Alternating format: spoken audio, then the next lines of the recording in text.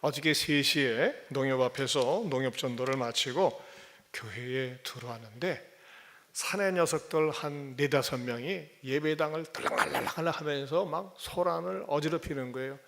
근데 말이죠, 우리 그 비 올 때 우산 꽂이에다가 넣는 그 비누로 그걸 가지고 어디서 찾았는지 거기다가 우리 화장실에 가서 물을 잔뜩 받아다 놓고 그걸 갖고 다니면서 터뜨리고 난리치는 거에서, 야 이놈들아, 니네 집이 아니야, 여긴 교회야, 그러는 거 아니야 했더니 이게 아저씨 집이에요. 그래. 아니 이거는 이게 우리 교회야, 아저씨 거 아니잖아요.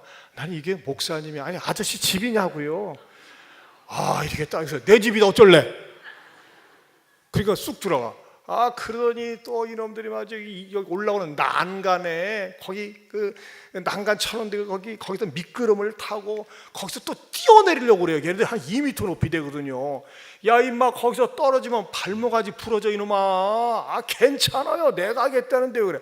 이야 되게 대단한 놈들이었어요. 야 니 어디 사냐, 어디 집에 사냐 했더니 뭐라고 하는지 아세요? 그것은 개인정보보호법 위반이기 때문에 알려드릴 수가 없대.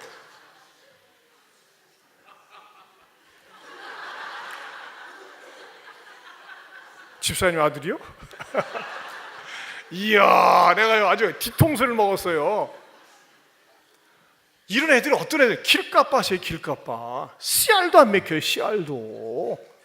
아, 우리 집 보니까 진 집사님 애 얼마나 이놈들이 단골로 속을 새기는지 몰라. 이야, 여러분, 하나님 앞에 복을 받을 수 있는 밭은 무슨 밭입니까? 좋은 밭이에요. 이 세상에는 3종류의 세계가 존재합니다. 물질적인 세계, 눈에 보이는 것, 그건 좀 물질적인 거예요. 또 어떤 세계가 있으면 정신적인 세계가 있어요. 마음의 세계가 있어요. 어떤 사람은 태어나는 당신하고 나하고 마음이 통하네, 소통이 되려. 마음의 세계, 정신적인 세계. 근데 물질과 마음으로 되지 않은 세계가 있어요. 그게 뭐니까 영적인 세계죠. 힘으로도 되지 않고 능으로도 되지 않으니까 제3의 도움을 좀 받기 원해서 무당을 찾아가기도 하고 점쟁이를 찾아가기도 하고 뭐 절간에 가기도 하고 그러는 거 아니겠어요? 교회에 왜 나오는 겁니까? 교회는요, 이 물리적이고 자연적이고 정신적으로 되지 않는 영적인 세계를 체험하기 위해서 나오는 겁니다. 그럼 이 자리에 누가 계십니까? 보이지 않지만은 우리 인간의 생사화복을 주관하시는 창조주 하나님이 임재하는 자리입니다. 아멘입니까? 우리는 그 하나님을 믿기 위해서 나오는 거예요. 그런데 중요한 것은요, 그 하나님을 제대로 잘 믿되 풍성하게 믿기 위해서는 무엇을 해야 되느냐? 영혼의 마음밭이 좋아야 돼요. 길값밭은 불행한 밭입니다. 왜 그렇죠? 소매치기 당하는 거예요. 말씀을 들으면서 말씀을 빼앗겨요. 사탄에게 빼앗깁니다. 돌밭은 어떤 밭이라고 그랬어요? 감정의 기복이 심해요. 어느 때는 회했다가 어느 때는 토라졌다가 감정 굴곡이 심한 밭입니다. 가시밭이 있다고 그랬죠. 세상, 염려, 근심과 걱정에 콕 찔려가지고 늘 근심이 있어가지고 기쁨이 없는 거예요. 그래서 신앙생활하면서도 낙이 없습니다. 그러나 좋은 밭은 어떤 밭입니까? 좋은 밭은 일단 열려진 밭입니다. 좋은 밭은 겸손한 밭입니다. 좋은 밭은 권위를 소중히 여깁니다. 이놈들이 권위를 소중히 여긴다면 죄송해요, 목사님이시군요 그럴 텐데 뭐 개인정보보호법?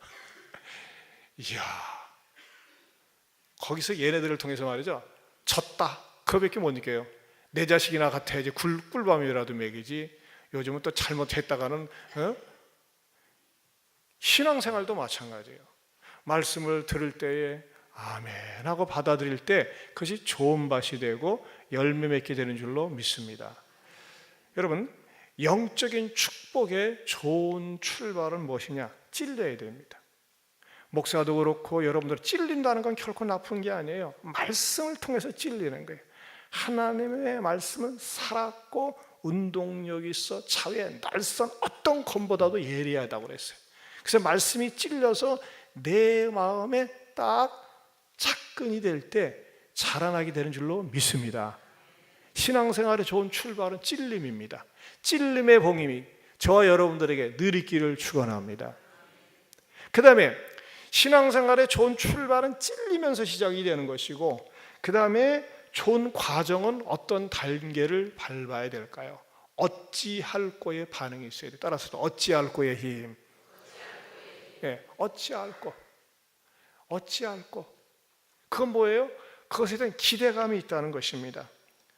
베드로가 말이죠, 그 다윗의 구약에 예언한 것을 배경으로 해서 이스라엘 회중들에게 설교를 할 때 그들이 마음속에 찔린 다음에 나타나는 첫 번째가 뭐였어요?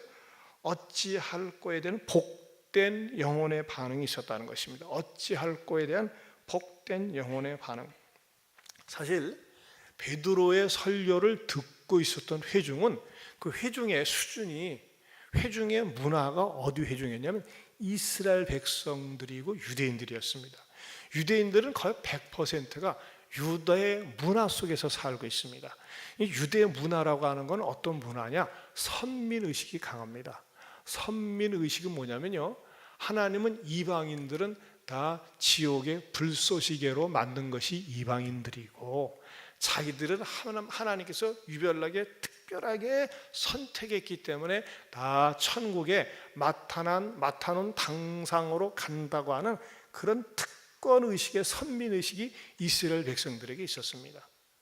그렇기 때문에 그들이 말이죠, 죄를 짓고 또 잘못 살아도 하나님은 다 봐준다라고 하는 그러한 보편적 선민의식이 깔려 있었어요. 그렇기 때문에 예수님이 메시아로 이스라엘 땅에 오셨지만 아무도 환영하지도 않았고 받아들이지를 않았습니다.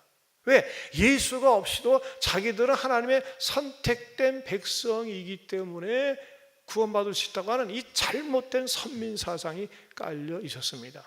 그러나 하도 예수님께서 예수님 자신에 대해서 증거를 해도 받아들이지 않으니까 예수님이 무엇을 하셨어요?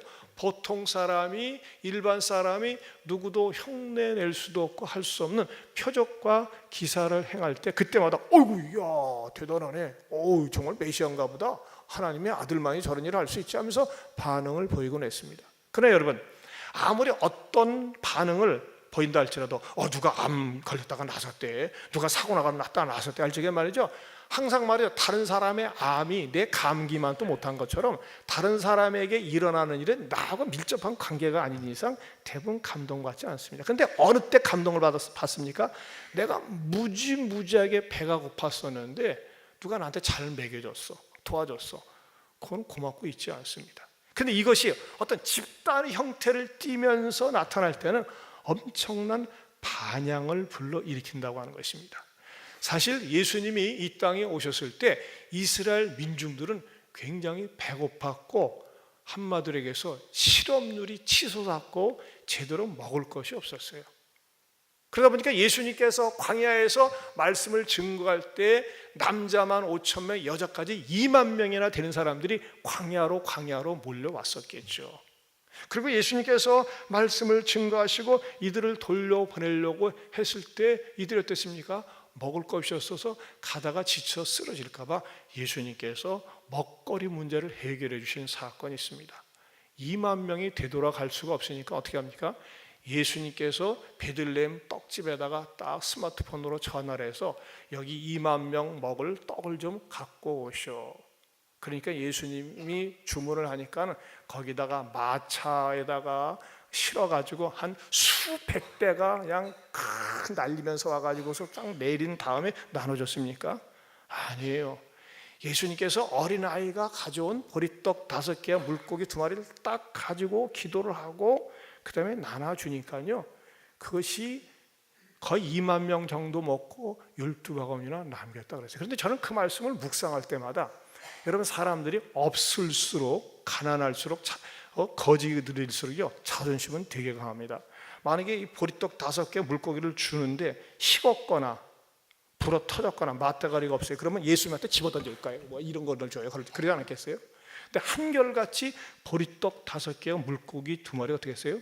보리떡 5개는 구수하고 만나 떡집에서 나온 것처럼 구수하고, 물고기는 말이죠 향긋 말이죠. 우리 예양교회 식당에서 볶은 것처럼 그냥 얼마나 향긋한 냄새가 나는지 너무나 흡족하게 먹고 12바구니나 남았다고 그랬습니다. 한마디로 그것을 다 먹고 나서 어떻게 합니까? 사람들이 좋아 죽는 거예요. 그러면서 누가 시키지도 않았는데, 누가 요구하지도 않았는데 그 민중 속에 어떤 의식이 자리 잡았습니까? 이야, 저 양반이 우리 왕이 되었으면 좋겠다. 저 양반만 쫓아다니면 먹거리 문제는 해결된다. 여러분, 우리 삶 가운데서 이 먹는 문제가 중요하지 않습니까? 그러면서 말이죠, 촛불 집회를 계획하는 것이 아니라 떡 집회를 계획합니다.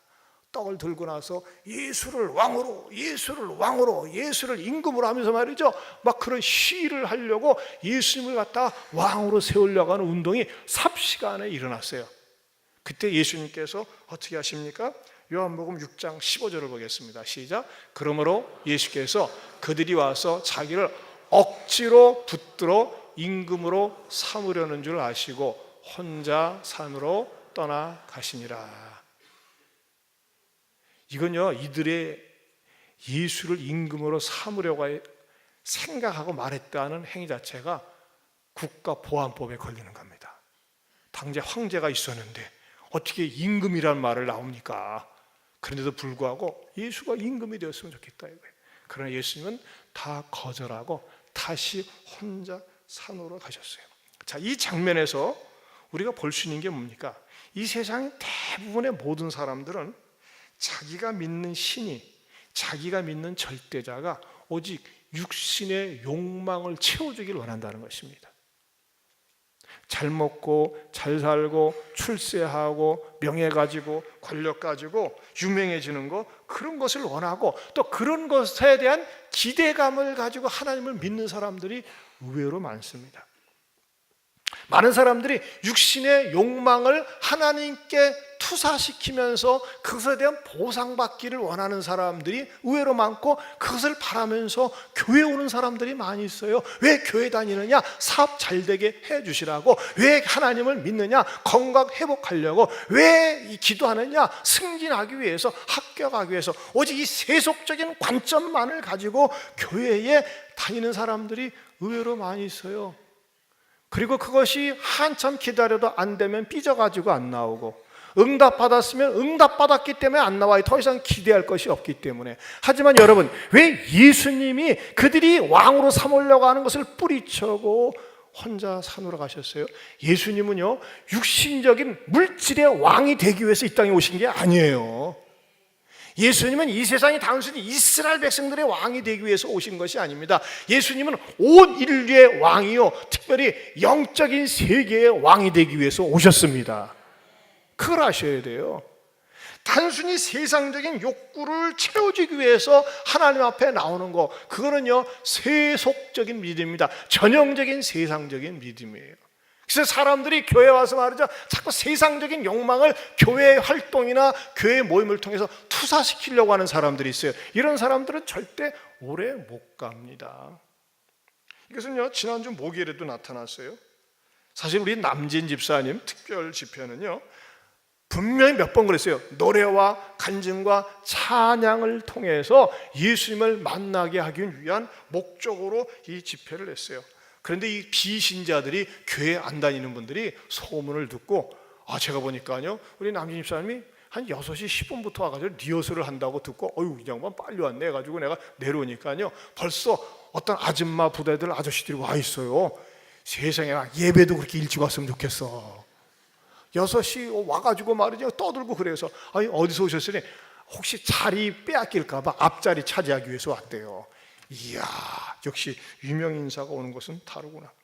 그런데 말이죠, 또 재미있는 에피소드는 우리 남진 집사님을 모시고 저 샤론에서 이렇게 딱 나오는데, 어느 집사님이 앞장서서 안내하는데 여기서 교회 들어오는 어떤 분이 말이죠, 앞장서서 나오는 집사님이 남진 집사인 줄 알고 막 달라붙더니 사진 좀 찍자 그러더래요.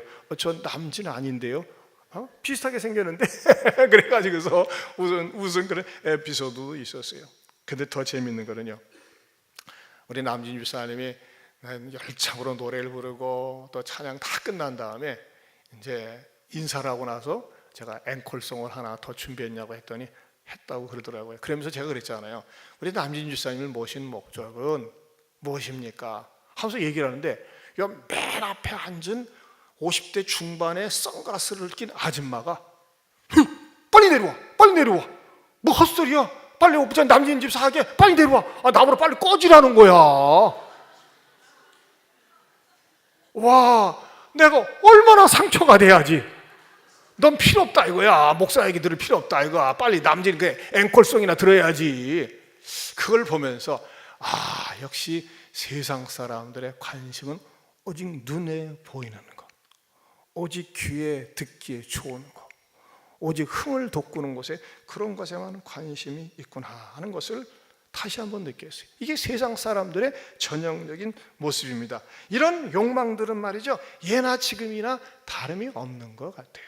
그런데 베드로가 이스라엘 백성들의 회중들에게 무엇을 강렬하게 친 것입니까? 너희가 인간 중심, 세상 중심, 욕망 중심으로 산 것이 바로 그 욕망이 예수 그리스도를 십자가에 못 박은 것이다. 너희가 바로 죄인이다 라고 강렬하게 말씀에 직격탄을 날리니까 마음에 찔렸어요. 마음에 찔린 다음에 어떻게 반응을 보였습니까? 형제들아 우리가 어찌할꼬. 37절 하반절에 보세요. 다 같이 형제들아 우리가 어찌할꼬 하거늘. 어찌할꼬. 내가 하나님을 믿는다고 하면서 선민이라고 하면서 엉터리로 살아왔구나, 육신적으로 살아왔구나, 이기적으로 살아왔구나 하면서 그것을 깨닫는 반응이 바로 어찌할꼬라고 하는 반응이라는 것입니다. 그때 베드로가 무엇을 가르치고 있습니까? 38절을 다시 봅니다. 시작. 베드로가 이르되 너희가 회개하여 각각 예수 그리스도의 이름으로 세례를 받고 죄 사함을 받으라. 거기까지 보겠습니다.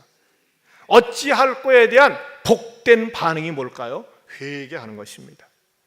회개라고 하는 것은 헬라어로 메타노이아라고 합니다. 그것은 방향 전환을 의미합니다. 방향 전환. 어떤 사람이 말이죠, 차를 몰고 쭉 가는데 말이죠, 여기서 말하자면은 어디를 가야 되느냐? 자, 여러분들이 알기 쉽게 저기 중앙동에서 부송동, 어양동을 향해서 딱 가야 되는데 말이죠, 어디로 가고 있어요? 저 부송동에서 오산 쪽으로 가고 있어요. 그러면 뭐예요? 분명히 내비게이션에다가 어양동 예안길 쳤는데 엉뚱한 데로 가면 어떻게 됩니까? 유턴해야 돼. 유턴해서 다시 돌아와야 돼. 근데 아니야, 나는 내 식대로 갈게 하면서 쭉 가봤자 평생 종일 가도 예안길 못 옵니다. 어떤 사람은 그런 사람이 있어요. 네 식대로 사는 거, 네 마음대로 사는 거 잘못된 거야 하면서 하나님께서 말씀을 깨우쳐 주는데도 불구하고 어찌할 거가 없어요. 여러분, 우리가 하나님을 떠나서 살고 하나님을 외면하면서 사는 건요, 무슨 길만 남아 있습니까? 고생길만 남아 있는 거예요. 방향 전환을 해야 돼요. 방향 전환이라는 건 뭡니까? 유턴이에요. 유턴. 내가 잘못 들어섰구나. 방향을 싹 바꿔야지. 계속 오산으로 해가지고서 군산 쪽으로 가봤자 예안교를 종일 가도 못 만나는 거예요. 그럼 어떻게 됩니까? 방향 전환을 해야 돼요. 내 식대로 내 마음대로 사는 것이, 이것이 하나님 앞에 죄악이구나, 육신의 욕망만을 쫓아가는 것이 하나님 앞에 죄인이구나 하면서 그것을 깨달을 때에 그것이 진정한 회개가 되는 줄로 믿습니다. 그런데 교회에 나오면서도 하나님을 단순히 이용할 가치가 있다, 아쉬울 때 어려울 때 신을 찾으면 좀 위안이 되지, 또 좋지, 그런 마음으로 하나님을 믿는 것은 바로 예수님을 세상 임금으로 삼으려는 것과 똑같은 행위라고 하는 것입니다. 어찌할 거에 대한 참된 영혼의 회개는 어떻게 시작됩니까? 하나님, 제가 죄인입니다. 내가 내 멋대로 살았습니다. 내가 내 인생의 주인이 되어서 살았습니다. 내 마음대로 살았습니다. 그러나 내가 그것이 잘못된 것임을 깨닫고 내 식대로 내 마음대로 산 것이 죄인임을 깨닫고 내가 주님 앞에 나옵니다. 나를 받아 주시옵소서. 그렇게 내가 고백할 때 진정한 회개가 되는 줄로 믿습니다. 그리고 예수님을 그리스도로 모시는 거예요. 그리스도는 뭐라고 그랬어요? 구원자예요. 무엇으로부터 구원입니까? 죄와 사망으로부터 구원입니다. 여러분, 정말 진정한 회개를 한 사람들은요, 어떤 고백이 마음속에 남아있는 줄 아십니까? 이런 고백이 남아 있습니다. 나는 하나님 앞에 죄인입니다. 예수님만이 나의 죄를 위해서 십자가에 죽으시고 나의 의를 위해서 살아나셨습니다. 나는 이것을 믿습니다. 고백할 수 있습니까? 우리 다시 한번 따라서 합시다. 나는 하나님 앞에 죄인입니다. 예수님만이 나의 죄를 위해 십자가에 죽으시고 3일 만에 부활하셨음을 나는 믿습니다. 아멘입니까? 이렇게 내가 믿는다고 할 때 그 사람에게 진정한 영적인 변화가 일어나고 진정한 참회요 회개가 시작되는 줄로 믿습니다. 그런 고백이나 그런 믿음이 없이 교회 다니는 것은요 헛다니는 거예요. 그렇기 때문에 예수님을 참으로 나의 구세주 나의 하나님으로 고백하는 사건이 있을 때 영혼의 축복이 시작되는 줄로 믿습니다. 더 나아가서는 두 번째, 예수 그리스도의 이름에 굴복해야 된다는 것입니다. 굴복. 여러분, 내가 누구한테 굴복한다, 굉장히 자존심 상합니다. 그러나 여러분, 신앙생활은요, 죄송한 얘기지만 나를 완전히 내려놓고 예수님을 나의 주인으로, 마이 로드로, 나의 주님으로 모셔드리는 것입니다. 예수님을 나의 주인으로, 나의 주님으로 모셔드리는 인증샷이 뭡니까? 공개적으로 인정하는 게 뭡니까? 그게 바로 세례를 받는 거예요. 오늘 본문에도 그랬잖아요. 너희가 회개하여 각각 예수 그리스도 이름으로 세례를 받고, 세례를 받는다는 게 뭐예요? 나는 내 인생의 주인이 더 이상 내가 아닙니다. 예수님이 주인입니다 라는 고백입니다. 어떤 분들 그런 분들이 있어요. 우리 교회를 다닌 지 10년이 넘었는데 세례를 안 받아. 세례 좀 받으시죠. 목사님 굉장히 자존심 상하네요. 자존심 상하네요. 자기가 입에도 사장인데 목사 앞에 무릎 꿇는 게 자존심 상하네요. 저한테 직접 말은 못하죠. 남을 통해서 내가 세례 좀 받았으면 좋겠다고 했는데, 그래요 했더니 어떻게 합니까? 목사 앞에 무릎을 꿇는 게 아니잖아요. 난 또 우리 무릎도 안 꿇어. 그냥 머리 앞에 그건 뭐예요? 예수 그리스도 앞에 굴복하는 거거든요. 그러더니 끝내 10년 이상 다니면서도 말이죠, 끝내 세례를 안 받고 떠났어요. 얼마나 안타까운지 모르겠어요. 세례 받으셔야 돼요. 여러분 교회 다니시면서 아직도 세례를 안 받았습니까? 그것은요, 여러분들이 예수님을 나의 주인으로, 나의 그리스도로 모시지 않은, 여전히 내가 내 인생의 주인이라고 하는 것입니다. 정말 예수님을 믿는 사람은 세례를 받아야 돼요. 세례를 받고 어떻게 합니까? 예수님이 내 인생의 주인입니다. 예수님의 권위를 소중히 여깁니다. 교회와 말씀의 권위를 소중히 여깁니다. 이런 자세로 살아가는 것이 우리 주님 앞에 굴복하는 것인 줄로 믿습니다. 오스트리아의 수도 비엔나 임페리얼 박물관에 가보면요, 특별한 그림이 한 점 소장되어 있는데, 그는 로마 황제가 자색 옷을 입은 저 사람이 로마 황제인데, 로마 황제가 예배당에 딱 들어가려고 하는데 NO! 들어오지 마십시오. 안 됩니다. 당신은 들어올 자격이 없습니다 하면서 말이죠, 감히 주교가 황제를 딱 막아서는 그런 장면입니다. 저 장면의 배경은 뭐냐면은 1617년, 지금부터 1617년 전이죠.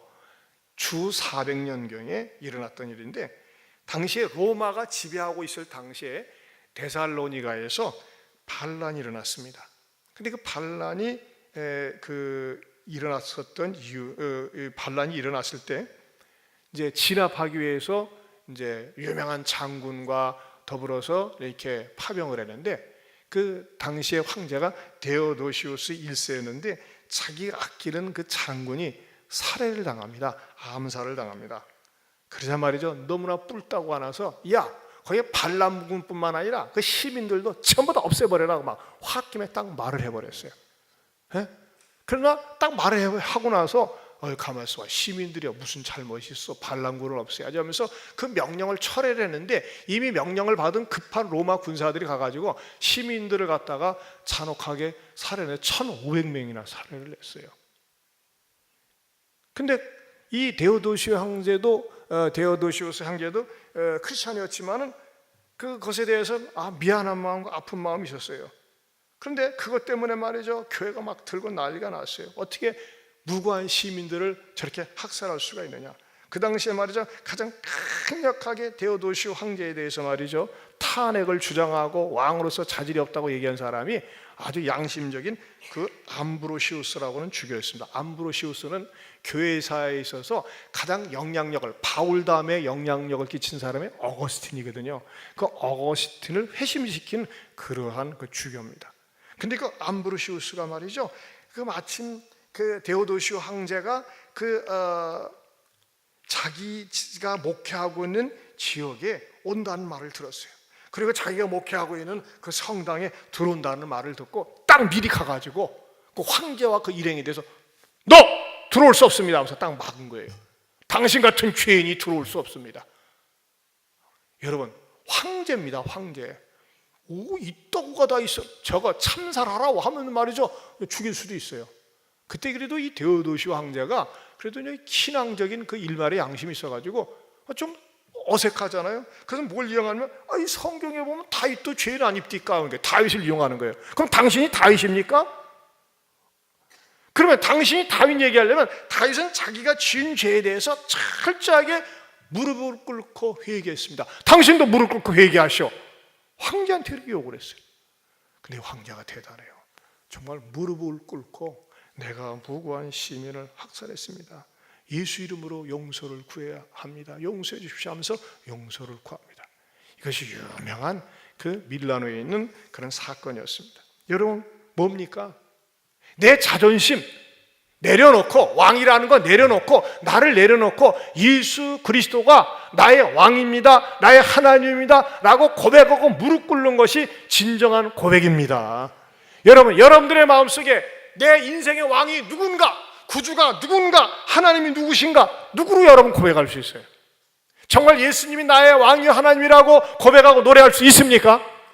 그럼 우리 한 찬양합시다. 38장 예수 우리 왕이여 이곳에 오셔서.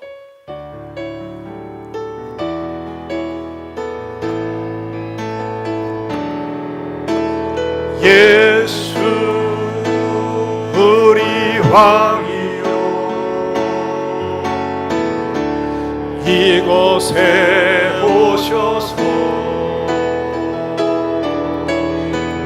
우리가 왕께 드리는 영광을 받아 주소서. 우리는 주님의 백성, 주님은 우리 왕이라. 왕이신 예수님 오셔서 좌정하사 다스리소서. 예수 우리 주시오. 예수 우리 주시여 이곳에 오셔서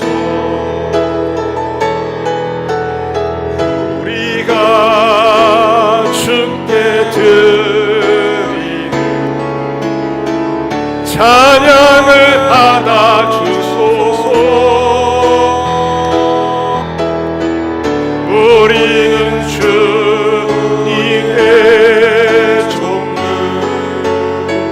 주님은 우리 주시라. 주 대신 예수님 오셔서 이 찬양을 받아주소서.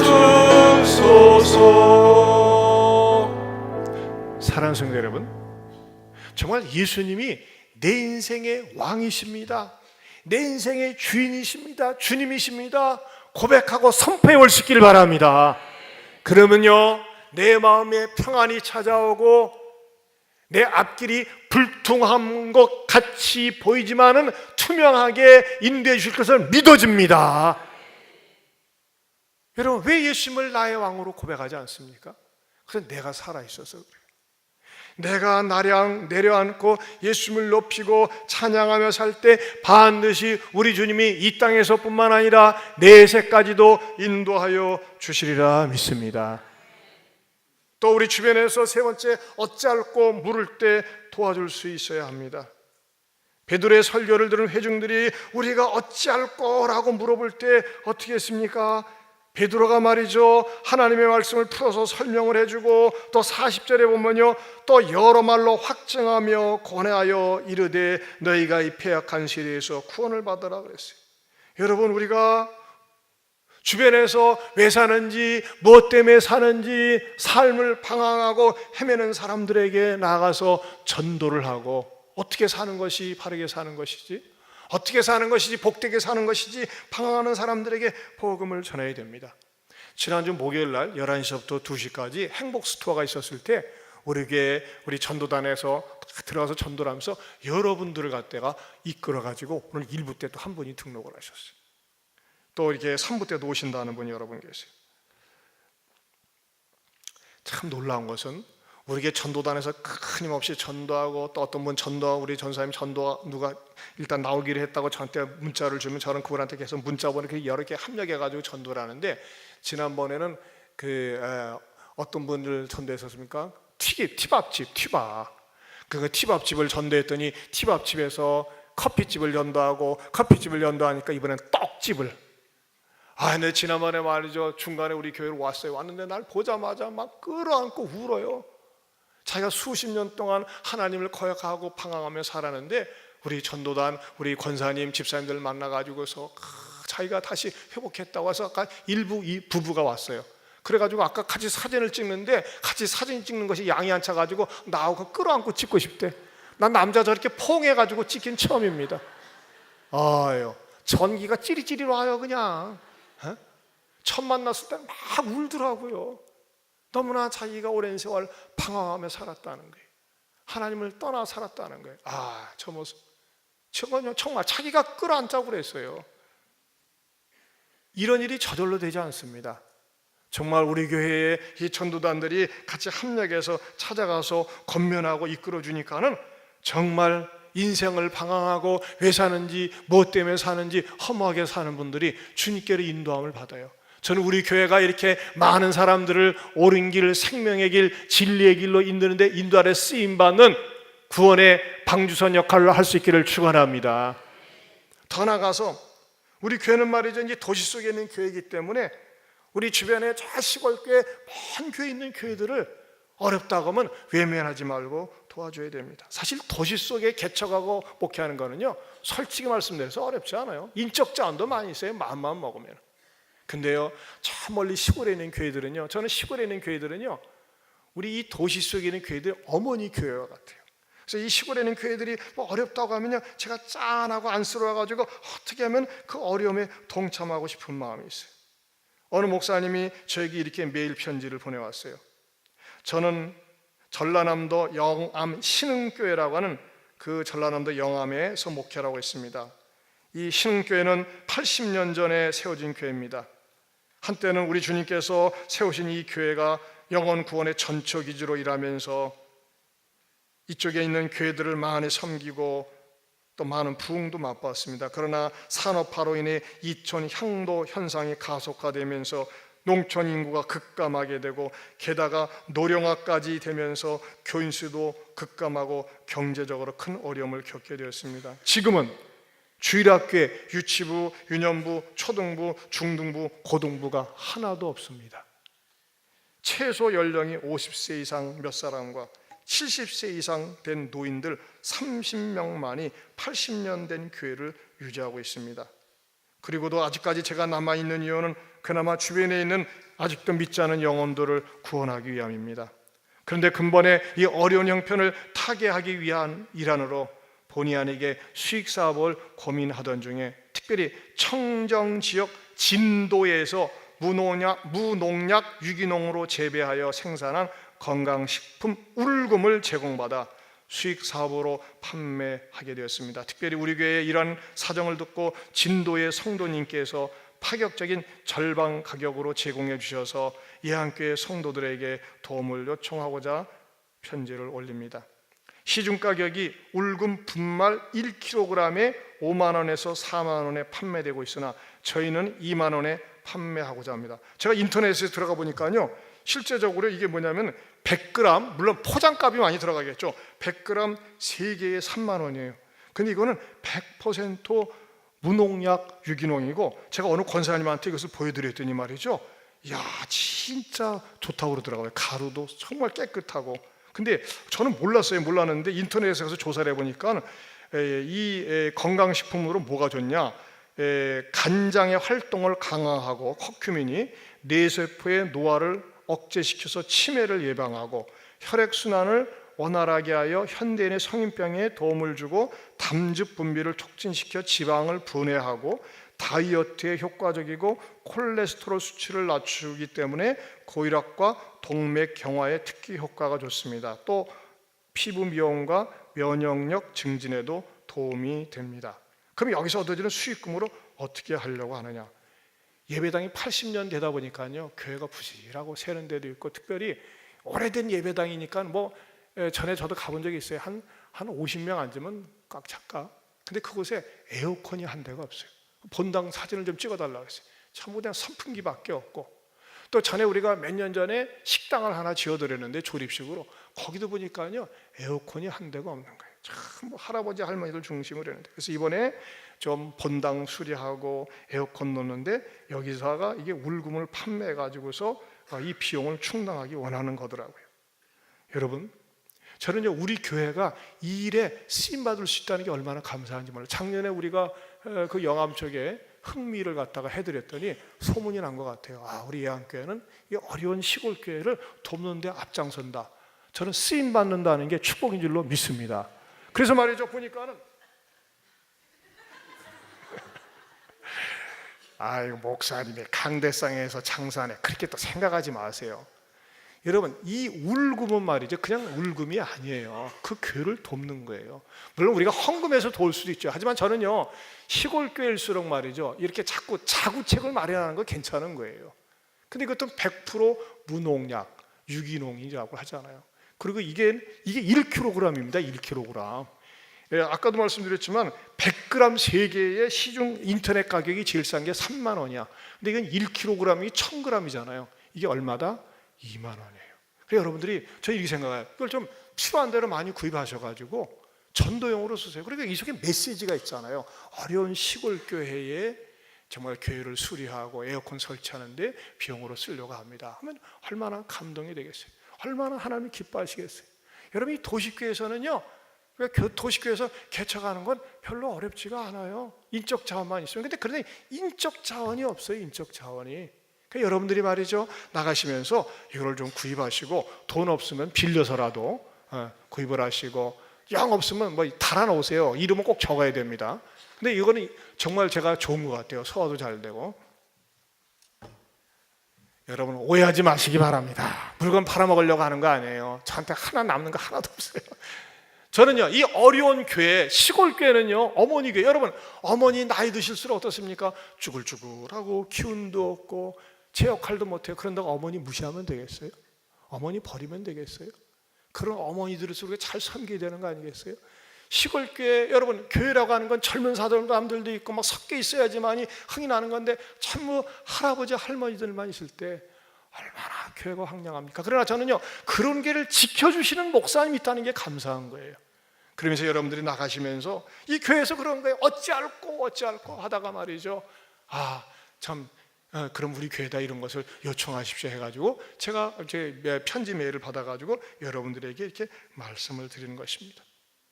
여러분, 내가 건강할 때, 내가 물질이 좀 있을 때, 또 내가 재능이 있을 때, 우리가 어렵고 힘든 사람들 어떻게 살지, 어떻게 하면 좋지, 그럴 때 우리가 대답이 될 수 있는, 대안이 될 수 있는, 대안을 제시하는 저 여러분 될 수 있기를 바랍니다. 여러분, 문 대통령 지지율이 85%, 지금까지 아직 역사상 그런 적이 없잖아요. 왜요? 일단은 어떻게 됐든지 우리의 마음을 자꾸 시원하게 해주려고 하잖아. 그러나 여러분, 차별금지법이라든지 동성애 지지하는 거, 이거는 눈을 부릅뜨고 반대해야 됩니다. 제가 이춘석 의원한테 말이죠, 저한테 이러고 이번 뭐로 들어갔잖아요. 문자가 개인적으로 왔어요. 이렇게 하고 싶으면서 제가, 이 의원님 정말 목숨을 걸고 동성애 차별금지법 이거 반대해 주셔야 됩니다 하면서 내가 강력하게 요구했더니 이 의원이 그래요. 목사님, 이것은 제가 책임지고 어떻게든 하겠습니다. 우리가 말이죠, 잘하는 건 잘하지만 이거는 성경적으로 비성경적이다 하는 것은 과감하게 막으면서 일을 해야지만이 균형을 이룹니다. 사랑하는 성도 여러분, 우리 주변에 신앙생활에 방황하는 사람들이 있습니까? 인생길을 제대로 갖지 못하는 사람들이 있습니까? 예수 그리스도만이 길이요 진리요 생명임을 바르게 방향 제시를 할 수 있기를 바랍니다. 그리고 내 주변에 어려운 사람도 어찌할까 할 때 연약한 교회를 도울 수 있고 이끌어주는 데 쓰임받을 수 있기를 축원합니다.